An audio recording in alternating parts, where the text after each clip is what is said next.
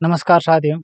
आज हम Delhi metro rail corporation द्वारा जो 4 अगस्त 2013 को मेंटेनर इलेक्ट्रीशियन भर्ती परीक्षा आयोजित की थी, उसका जो पेपर है वो हल करेंगे। इस पेपर का पहला प्रश्न है, 1 जूल में कितने अर्ग होते हैं? यानी एक जूल में कितने अर्ग होते हैं? अर्ग क्या होती है? कार्य की सबसे छोटी इकाई होती है और सीजीएस प्रणाली में कार्य की जो इकाई होती है वो अर्ग ही होती है। तो 1 जूल में 10 की घात 7 अर्ग होते हैं। यानी 1 जूल बराबर होता है 10 की घात 7 अर्ग। यानी कार्य की जो सीजीएस प्रणाली में इकाई होती है वो अर्ग होती है। और कई बार ये भी पूछ लेते हैं कार्य की सबसे छोटी इकाई क्या होती है, तो अर्ग होती है। तो 1 जूल में 10 की घात 7 अर्ग होते हैं। तो राइट आंसर क्या हो जाएगा? 10 की घात 7 किस ऑप्शन में? देखो डी ऑप्शन में। तो राइट आंसर हो गया डी, 10 की घात 7 अर्ग। अगला क्वेश्चन है, डीसी जनरेटर में आर्मेचर प्रतिक्रिया यानी अभिक्रिया निम्न द्वारा उत्पन्न की जाती है। यानी डीसी जनरेटर के अंदर आर्मेचर रिएक्शन है वो किसके द्वारा उत्पन्न किया जाता है? ऑप्शन देखो, क्षेत्र अथवा आर्मेचर धारा द्वारा, यानी क्षेत्र धारा या अथवा आर्मेचर धारा द्वारा, या आर्मेचर धारा द्वारा उत्पन्न किया जाता है आर्मेचर रिएक्शन। तो ये नहीं होगा। क्षेत्र धारा द्वारा नहीं, क्षेत्र धारा तथा आर्मेचर धारा यानी इन दोनों द्वारा, ये भी नहीं होगा। आर्मेचर धारा द्वारा सही है, यानी आर्मेचर धारा द्वारा आर्मेचर रिएक्शन उत्पन्न किया जाता है। तो राइट आंसर क्या हो गया? डी, आर्मेचर धारा द्वारा। अगला क्वेश्चन है, डीसी मोटर में कम्यूटेटर का क्या काम होता है? डीसी मोटर के अंदर जो दिक् परिवर्तक है, कम्यूटेटर है, वो क्या कार्य करता है? ऑप्शन देखो, चालकों से धारा इकट्ठी करना, एसी को डीसी में बदलना, धारा को ब्रश की तरफ चालित करना, डीसी को एसी में बदलना। तो डीसी मोटर के अंदर तो क्या होता है? डीसी को एसी में बदलता है। और यदि ये जनरेटर के बारे में पूछ ले तो कम्यूटेटर एसी को डीसी में बदलता है। तो ये मोटर के बारे में पूछा है तो मोटर के अंदर डीसी को एसी में बदलता है। तो राइट आंसर क्या हो गया? डी। और यदि ये डीसी जनरेटर के बारे में पूछ लेता है कम्यूटेटर, तो फिर ऑप्शन होता है इसका बी, यानी एसी को डीसी में बदलना। तो इस क्वेश्चन के अंदर इसका राइट आंसर क्या हो जाएगा? डी, डीसी को एसी में बदलना, यानी डी ऑप्शन राइट होगा। अगला क्वेश्चन है, ट्रांसफार्मर का प्रयोग निम्न में किया जाता है। यानी ट्रांसफार्मर का प्रयोग है किस में किया जाता है? ऑप्शन देखो, एसी आपूर्ति में सही है, अर्ध तरंग परिशोध आपूर्ति में नहीं, डीसी आपूर्ति में नहीं, पूर्ण तरंग परिशोधित आपूर्ति में नहीं। तो ट्रांसफार्मर को एसी आपूर्ति में प्रयोग करते हैं। तो राइट आंसर हो गया ए, एसी आपूर्ति में। अगला क्वेश्चन है, कैप्लन टरबाइन होती है। यानी कैप्लन टरबाइन क्या होती है? कैप्लन टरबाइन होती है निम्न शीर्ष शक्ति संयंत्रों में प्रयोग किया जाता है। यानी कैप्लन टरबाइन है ये निम्न शीर्ष शक्ति संयंत्रों में प्रयोग किया जाता है। और यह अक्षीय यानी हम अरीय कह सकते हैं या अक्षीय प्रवाह प्रकार का टरबाइन है। तो ऑप्शन देखो, अंत प्रवाह आवेग टरबाइन नहीं, वही वह है अभिक्रिया टरबाइन नहीं, एक उच्च शीर्ष मिश्रित प्रवाह टरबाइन नहीं, निम्न शीर्ष अक्षीय प्रवाह टरबाइन सही है। तो राइट आंसर क्या हो गया? डी, निम्न शीर्ष और अक्षीय प्रवाह प्रकार का टरबाइन होता है कैप्लन जो टरबाइन है वो। तो राइट आंसर हो गया डी। अगला क्वेश्चन है, दर्शित प्रतीक किसका द्योतक है? जो आरेख दे रखा है ये किसका है? देखो कौन कौन से प्रश्न में पूछे हैं। एक तो पूछा tunnel diode. Tunnel diode, tunnel diode किस प्रकार का होता है? ये एक साधारण डायोड और आगे से इसको टी प्रकार से कर दिया तो ये हो गया टनल डायोड। ये ऑप्शन में दे रखा है टनल डायोड। बी में दे रखा है जेनर डायोड, जेनर डायोड। ये हो गया एक साधारण डायोड और इसको आगे से जेड की बात कर दिया तो ये हो गया जेनर डायोड। यानी ये हो गया एनोड और ये कैथोड, इसमें ये एनोड और ये कैथोड।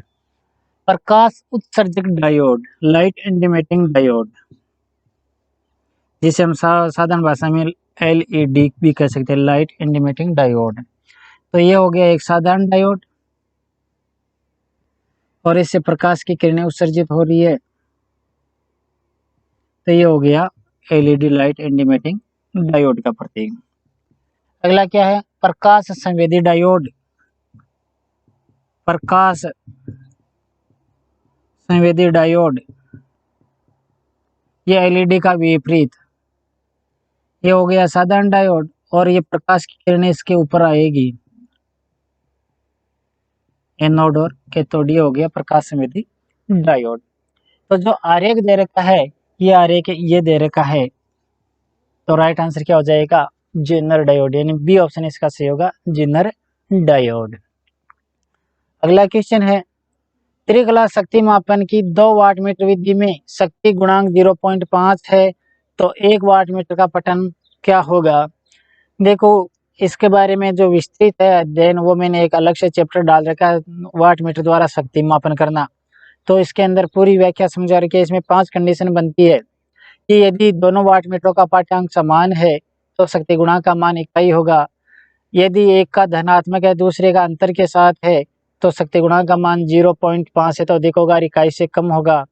यदि एक वाट मीटर का पाठ्यांक धनात्मक जो दर्शा रहा है वो और दूसरे का 0 है, तो शक्ति गुणांक 0.5 होगा। और यही पूछा है कि 2 वाट मीटर द्वारा शक्ति मापन कर रहे हैं, तो 0.5 शक्ति गुणांक है, तो 1 वाट मीटर का तो धनात्मक पाठ्यांक होगा और दूसरे का 0 होगा, तो वाट मीटर का पाठ्यांक क्या होगा, 0 होगा, यानी बी ऑप्शन इसका सही होगा। इसके अलावा और कंडीशन बनती है कि 1 वाट मीटर का पाठ्यांक धनात्मक है और दूसरे का ऋणात्मक अंतर के साथ, तो शक्ति गुणांक का मान 0.5 से तो कम और 0 से अधिक होगा। और अगली कंडीशन क्या बनती है कि 1 वाट मीटर धनात्मक पाठ्यांक दर्शा रहा है, दूसरा उतना ही ऋणात्मक पाठ्यांक दर्शा रहा है, तो शक्ति गुणांक का मान 0 हो जाएगा। तो ये 5 कंडीशन बनती है। इसमें क्या पूछा है कि 0.5 शक्ति गुणांक कब होगा, जब 1 वाट मीटर का पाठ्यांक 0 होगा, यानी एक का तो पूर्ण पाठ्यांक दर्शाएगा और एक 0 दर्शाएगा, तो राइट आंसर क्या हो जाएगा, 0 दर्शाएगा, यानी बी ऑप्शन इसका सही होगा, 0। अगला क्वेश्चन है, एक विद्युत उपकरण के भीतर वोल्टता 50% घटा दी जाती है, उपकरण द्वारा विद्युत की खपत क्या होगी।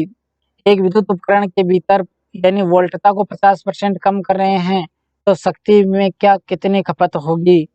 यदि वोल्टता 50% कम कर रहे हैं, तो शक्ति जो खपत शक्ति होगी वो शेष 25% ही रहेगी। इस प्रकार से कि पहले मान लो कोई भी परिपथ, एक उदाहरण के तौर पर ये समझ लेते हैं, इस प्रश्न को देखो कैसे होगी 25% शक्ति। मान लो कोई, उदाहरण के तौर पर मान लो कोई रेजिस्टेंस है, इसका मान लो कि 10 ओम है, यहाँ पर हम 100 वोल्ट लगा रहे हैं, तो इसमें से प्रवाहित धारा I क्या होगी, I बराबर है V/R।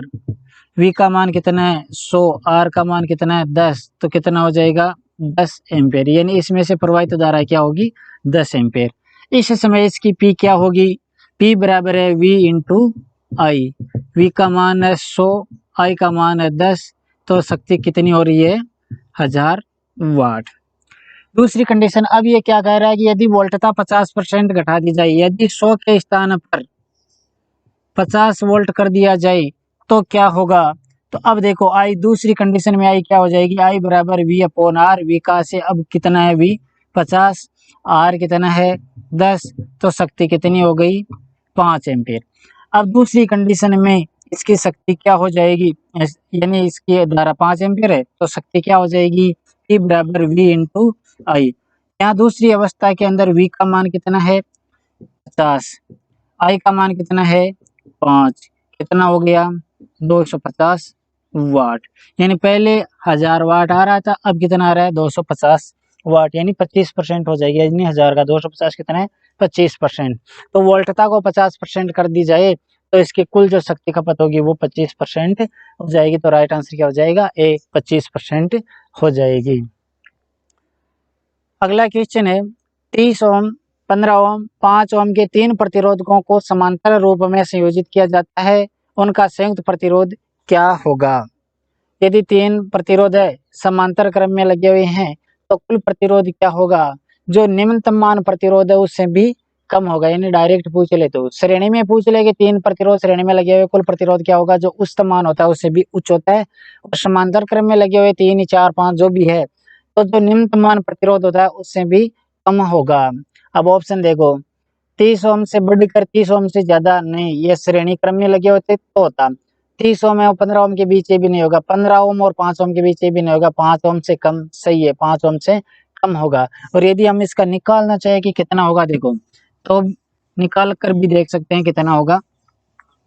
ये 3 प्रतिरोध समांतर क्रम में लगे हुए हैं, तो कुल प्रतिरोध 1/RT बराबर 1/R1 plus 1/R2 plus 1/R3। यदि इसका डायरेक्ट मान भी पूछ ले कि क्या होगा तो कितना होगा, देखो तो 1/RT बराबर 1/R1। पहला प्रतिरोध कितना है 30 ओम, दूसरा प्रतिरोध का मान क्या है 15 ओम, तीसरे प्रतिरोध का मान क्या है 5 ओम। तो 1/RT बराबर इनका लघुत्तम क्या आ रहा है 30 आ रहा है। क्या होगा 30 का 30 में भाग लगा 1 को 1 से गुणा किया 1 प्लस इसका भाग इसमें 2 को 1 से गुणा किया 2 प्लस इसका भाग इसमें लगाया कितना हो गया 6 को 1 से गुणा किया 6। तो ये कितना हो गया 1/RT बराबर हो गया 6 2 8 1 9 9/30। तो RT बराबर क्या हो जाएगा 30/9, कितना हो जाएगा 3.333 ओम, 3.333 ओम, जो 5 ओम से कमी है। तो राइट आंसर क्या हो जाएगा डी, यानी 5 ओम से कम। और एक्चुअल मान पूछ ले तो 3.333 ओम होगा। अगला क्वेश्चन है, किसी अर्थ इलेक्ट्रोड का अर्थ प्रतिरोध मापने के लिए क्या किया जाता है। ऑप्शन देखो, सुग्राही इलेक्ट्रोड परीक्षणाधीन इलेक्ट्रोड के बहुत निकट होना चाहिए, निकट नहीं थोड़ा दूर होना चाहिए।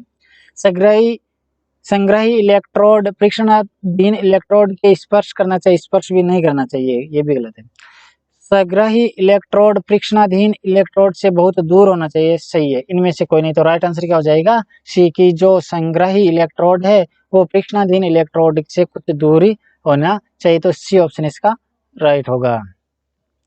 अगला क्वेश्चन है, गुणवत्ता कारक को निम्न संबंध प्रदान किया जाता है, यानी गुणवत्ता कारक क्या होता है कि किसी श्रेणी RLC अनुनाद परिपथ के अंदर XL व प्रतिरोध यानी इंडक्टिव रिएक्टेंस व प्रतिरोध का अनुपात गुणवत्ता कारक कहलाता है। यानी Q बराबर क्या होता है, श्रेणी RLC अनुनाद परिपथ के अंदर गुणवत्ता कारक Q बराबर क्या होता है, Q बराबर होता है XL/R। इनका जो अनुपात होता है वो गुणवत्ता कारक कहलाता है। अब डायरेक्ट ये दिया होता तो भी सही है। अब इसको देखो आगे बढ़ा लेते हैं। XL के स्थान पर हम क्या रख सकते हैं, XL बराबर क्या होता है, देखो XL बराबर होता है 2πfL। तो 2πfL/R, या F क्या है रेजोनेंट फ्रीक्वेंसी है, क्योंकि अनुनाद परिपथ पर है ये कंडीशन, तो FR। जबकि FR बराबर क्या होता है, FR बराबर होता है 1/2π√LC, ये भी रख सकते हैं FR के स्थान पर। तो Q बराबर क्या हो जाएगा 2π, FR के स्थान पर 1/2π√LC, ऊपर क्या शेष रह गया L और नीचे क्या रह गया R। अब देखो 2π से 2π कट जाएगा। अब क्या होगा Q बराबर L/√L into √C into R, ये रख सकते हैं, गुणा में है तो रख सकते हैं, सही है। इसका भाग इसमें लगाएंगे तो क्या हो जाएगा, L में √L का भाग लगाएंगे तो क्या आ जाएगा Q बराबर √L/√C इंटू R। तो राइट आंसर क्या हो जाएगा Q बराबर √L/√C इंटू R। तो ये दिया हुआ है तो भी सही है, ये दिया हुआ है तो भी सही है, या ये दिया हुआ है तो भी सही है। तो गुणवत्ता कारक बराबर क्या हो जाएगा √L/√C इंटू R। किस ऑप्शन में देखो, ए ऑप्शन में देखो, तो गुणवत्ता कारक यानी Q बराबर √L/√C इंटू R। तो ए ऑप्शन इसका सही होगा। अगला क्वेश्चन है, भू संपर्कन डिजाइन में प्रवणता नियंत्रण के लिए उपेक्षित कुल चालक लंबाई की गणना निम्न से की जाती है। ऑप्शन देखो, स्पर्श वोल्टता का सहाय मान सही है, स्टेप वोल्टता का सहाय मान नहीं, भू प्रतिरोध का सहाय मान इनमें से कोई नहीं। तो राइट आंसर क्या हो जाएगा ए, स्पर्श वोल्टता का सहाय मान होगा। तो राइट आंसर हो गया ए। अगला क्वेश्चन है, शीश शामिल बैटरी में ऊर्जा निम्न रूप में संचित रहती है। एक लेड एसिड सेल है इसके अंदर ऊर्जा है वो किस में संचित रहती है, जो स्टोरेज रहती है रासायनिक ऊर्जा के रूप में स्टोरेज रहती है। तो ऑप्शन देखो, डाइलेक्ट्रिक स्टैटिक आवेश नहीं, अप्रवाही धारा नहीं, रासायनिक ऊर्जा से ये न्यूक्लियर ऊर्जा ये भी नहीं। तो राइट आंसर क्या हो जाएगा, सी, रासायनिक ऊर्जा के रूप में संचित रहती है। तो सी ऑप्शन इसका सही होगा। अगला क्वेश्चन है, साधारण पूर्ण तरंग परिशोध परिपथ में डायोड की संख्या होती है, यानी साधारण जो फुल वेव रेक्टिफायर होता है इसमें डायोड की संख्या कितनी होती है, 2 होती है। यानी जो साधारण थे फुल वेव, कई बार पूछ रहे थे ब्रिज रेक्टिफायर में कितने डायोड होते हैं, तो ब्रिज में तो होते हैं 4, और ये पूछा साधारण, तो साधारण के अंदर क्या होता है, एक सेंटर टिपिंग ट्रांसफार्मर होता है और 2 डायोड प्रयोग किए जाते हैं इस प्रकार से।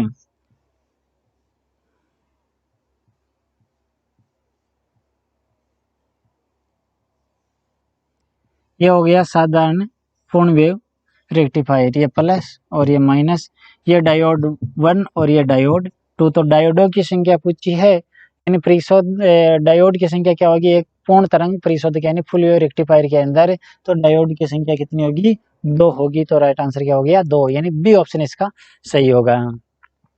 अगला क्वेश्चन है, ऐसा इकाई में डीसी मोटर में बल आघूर्ण की इकाई यानी टॉर्क की इकाई क्या होती है, ऐसा इकाई में टॉर्क की इकाई क्या होती है, न्यूटन मीटर होती है। यानी ऐसा इकाई में टॉर्क की इकाई न्यूटन मीटर होती है। ऑप्शनों में देखो, kilogram metre, newton centimetre, joule, newton प्रति मीटर। तो राइट आंसर है इनमें क्या होगा, है ही नहीं, ऑप्शन ही नहीं है। जबकि ऐसा इकाई के अंदर टॉर्क की इकाई न्यूटन मीटर होती है, जो इन ऑप्शनों में है ही नहीं। तो राइट आंसर क्या होगा, यानी ऑप्शनों में तो है नहीं, बाकी इसका राइट आंसर होगा न्यूटन मीटर है। अगला क्वेश्चन है, 2 संधारित्र जिनका मान 12 माइक्रोफेरेड 4 माइक्रोफेरेड है, इनके श्रेणी में जोड़ा जाता है तो इनकी मिश्रित धारिता क्या होगी। 2 संधारित्र है जिनका मान क्या कह रहा है, एक तो 12 माइक्रोफेरेड है और एक 4 माइक्रोफेरेड का है, श्रेणी में जोड़ा जाता है। मान लो इस प्रकार से ये कह रहे हैं कि 2 कैपेसिटर है जो श्रेणी क्रम में जोड़ा जाए, एक तो है 12 माइक्रोफेरेड और एक है 4 माइक्रोफेरेड, तो कुल कैपेसिटेंस क्या होगा, यानी सीटी बराबर क्या होगा।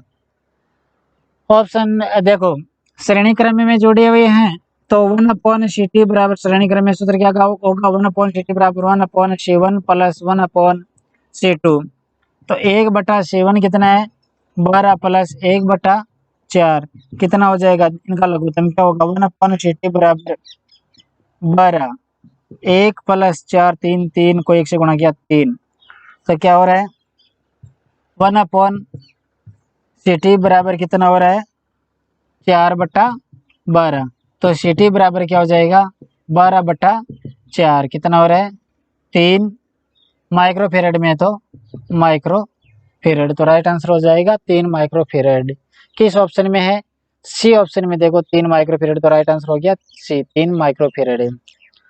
अगला क्वेश्चन है, संतुलित त्रिकला आपूर्ति प्रणाली में उदासीन में धारा निम्न होगी, यानी एक संतुलित त्रिकला आपूर्ति प्रणाली है, उदासीन में से प्रवाहित धारा का मान क्या होगा। यदि संतुलित त्रिकला प्रणाली है तो उदासीन में से शून्य धारा प्रवाहित होगी, और यदि असंतुलित है तो कुछ धारा प्रवाहित हो सकती है। तो संतुलित त्रिकला प्रणाली में जो उदासीन है, न्यूट्रल बिंदु है या स्टार बिंदु है, इनमें से प्रवाहित धारा का मान शून्य होगा। तो राइट आंसर हो गया शून्य, यानी डी ऑप्शन इसका सही होगा। अगला क्वेश्चन है, त्रिकला स्टार संयोजन निम्न को विद्युत आपूर्ति करने में सक्षम है, यानी स्टार संयोजन के बारे में पूछा है। स्टार संयोजन सिंगल फेज और 3 फेज दोनों प्रकार की जो भार है उनको आपूर्ति करने में सक्षम होता है। जबकि यदि डेल्टा संयोजन पूछ ले तो केवल त्रिकला भार को ही वो आपूर्ति प्रदान कर सकता है। तो ये स्टार संयोजन है, स्टार संयोजन एक कला और त्रिकला दोनों प्रकार के भार को आपूर्ति करने में सक्षम होता है। तो ऑप्शन देखो, केवल एकला भार नहीं, केवल त्रिकला भार, एकला या त्रिकला, इनमें से कोई नहीं। तो यह राइट आंसर क्या हो जाएगा, एकला और त्रिकला दोनों प्रकार के भार को आपूर्ति करने में सक्षम होता है। तो सी ऑप्शन इसका सही होगा। और यदि ये डेल्टा के बारे में पूछ लेता तो केवल त्रिकला भार ऑप्शन सही होता। तो इस प्रश्न के अंदर राइट आंसर क्या हो जाएगा, सी, एकला या त्रिकला भार दोनों को। अगला क्वेश्चन है, डीसी मोटर निम्न के सिद्धांत पर काम करती है, यानी जो डीसी मोटर है उसका जो सिद्धांत है वो फ्लेमिंग का बायां हस्त नियम होता है, फ्लेमिंग का वाम हस्त नियम पर कार्य करती है। तो ऑप्शन देखो, फ्लेमिंग का दायां हस्त नियम, इस पर तो जनरेटर कार्य करता है। फ्लेमिंग का बायां हस्त नियम, वाम हस्त नियम, सही है। दक्षिण हस्त थंब नियम, कॉर्क स्क्रू नियम, ये भी नहीं। तो राइट आंसर क्या हो गया? बी, फ्लेमिंग का वाम हस्त नियम। अगला क्वेश्चन है, एमीटर व वोल्टमीटर निम्न की श्रेणी में आते हैं। यानी एमीटर और वोल्टमीटर किस प्रकार के उपकरण है? एमीटर और वोल्टमीटर है वो सूचक उपकरण होते हैं, यानी इंडिकेटिंग प्रकार के उपकरण होते हैं। तो ऑप्शन देखो, मानक उपकरण नहीं, समाकलनीय उपकरण। समाकलनीय उपकरण तो होता है जो ऊर्जा मीटर होता है ना वो। रिकॉर्डिंग उपकरण है, रिकॉर्डिंग उपकरण भी नहीं होगा। सूचक उपकरण सही है, तो राइट आंसर हो गया डी, सूचक उपकरण। अगला क्वेश्चन है, विसर्जन करते समय शीशा अम्ल शेल की विद्युत अपघटन का विशिष्ट घनत्व क्या होता है? यानी डिस्चार्जिंग की अवस्था में जो लेड एसिड शेल है इसका जो इलेक्ट्रोलाइट का विशिष्ट गुरुत्व है वो कम हो जाता है, यानी घट जाता है। तो चार्जिंग के समय तो बढ़ता है, डिस्चार्जिंग के समय घटता है। तो ऑप्शन देखो, बढ़ जाता है नहीं घट जाता है, सही है, वैसा ही रहता है, शून्य हो जाता है। तो राइट आंसर क्या हो गया? घट जाता है, यानी बी ऑप्शन इसका सही होगा। अगला क्वेश्चन है, यदि तापमान बढ़ा दिया जाता है तो कार्बन का प्रतिरोध क्या होगा? कार्बन है वो एक एनटीसी प्रकार का है, यानी नेगेटिव टेम्परेचर कोफिशिएंट प्रकार का होता है कार्बन। तो यदि तापमान बढ़ता है तो इसका प्रतिरोध घट जाता है, और तापमान घट जाता है तो प्रतिरोध इसका यानी तापमान बढ़ा दिया जाता है, सॉरी, एनटीसी प्रकार का नेगेटिव टेम्परेचर कोएफिशिएंट है। यदि तापमान बढ़ता है तो प्रतिरोध से ये घट जाता है, और तापमान घटता है तो इसका प्रतिरोध बढ़ जाता है। तो राइट आंसर क्या हो जाएगा? घट जाएगा, यानी तापमान बढ़ रहा है तो प्रतिरोध का मान घट जाएगा। किस सब ऑप्शन में देखो, बी ऑप्शन में देखो। तो राइट आंसर क्या हो गया? बी, कि प्रतिरोध घट जाता है। अगला क्वेश्चन है, टेस्ला निम्न की इकाई है। यानी टेस्ला किसकी इकाई है? ऑप्शन देखो, एमएमएफ यानी मैग्नेटिक मोटिव फोर्स, इसकी इकाई होती है एम्पियर टन। फ्लक्स, इसकी इकाई होती है वेबर। फ्लक्स घनत्व, इसकी इकाई होती है टेस्ला या वेबर प्रति मीटर स्क्वायर। कई बार वेबर प्रति मीटर स्क्वायर भी देते थे। तो टेस्ला फ्लक्स घनत्व की होती है, इनमें से कोई नहीं। तो राइट आंसर क्या हो गया? सी, फ्लक्स घनत्व की इकाई होगी टेस्ला।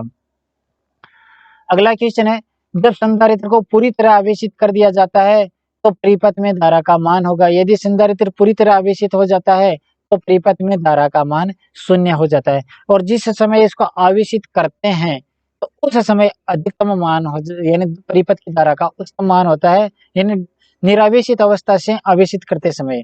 और जब पूर्ण आवेशित हो जाता है तो शून्य हो जाता है। तो राइट आंसर क्या हो जाएगा? शून्य, यानी सी ऑप्शन इसका सही होगा। अगला क्वेश्चन है, विद्युत चुम्बक होते हैं, यानी विद्युत चुम्बक किस प्रकार के होते हैं? विशाल चुम्बक, लघु चुम्बक, स्थायी चुम्बक या अस्थायी चुम्बक? तो विद्युत चुम्बक होती है वो अस्थायी चुम्बक होते हैं। तो राइट आंसर क्या हो जाएगा? अस्थायी चुम्बक, यानी डी ऑप्शन इसका सही होगा। तो ये कुछ प्रश्न थे इस पेपर से संबंधित। शेष जो प्रश्न है वो नेक्स्ट वीडियो में रहेगा। ठीक है साथियों।